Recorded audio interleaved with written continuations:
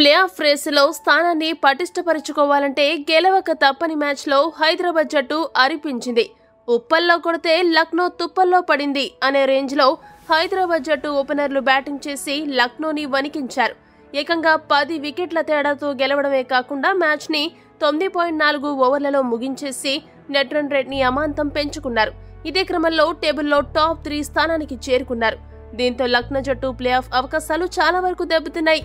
అయితే ఇలా చెత్తగా ఓడిపోవడంతో మ్యాచ్ అనంతరం లక్నో జట్టు కెప్టెన్ రాహుల్ మాట్లాడుతూ ఏమన్నాడంటే, నిజంగా ఈ రోజు నాకు మాటలు రావడం లేదు, అసలు ఏం చెప్పాలో కూడా అర్థం అవ్వడం లేదు.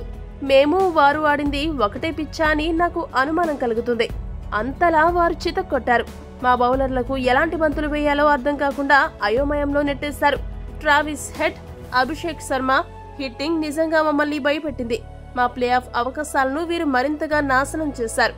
అయినా ఏమీ పర్లేదు, క్రికెట్లో ఇవన్నీ సహజమే. ఓటముల నుండి తప్పకుండా మేము పాఠాలు నేర్చుకుంటాం. తదుపరి 2 మ్యాచ్లు గెలిచి రేస్లోకి తిరిగి వస్తామనే నమ్మకం నాకుంది అని ముగించాడు. ఈ వీడియో గనక మీకు నచ్చినట్టయితే లైక్, షేర్, కామెంట్ చేయండి. మరిన్ని స్పోర్ట్స్ అప్డేట్స్ కోసం మా ఛానల్ని సబ్స్క్రైబ్ చేసుకోండి.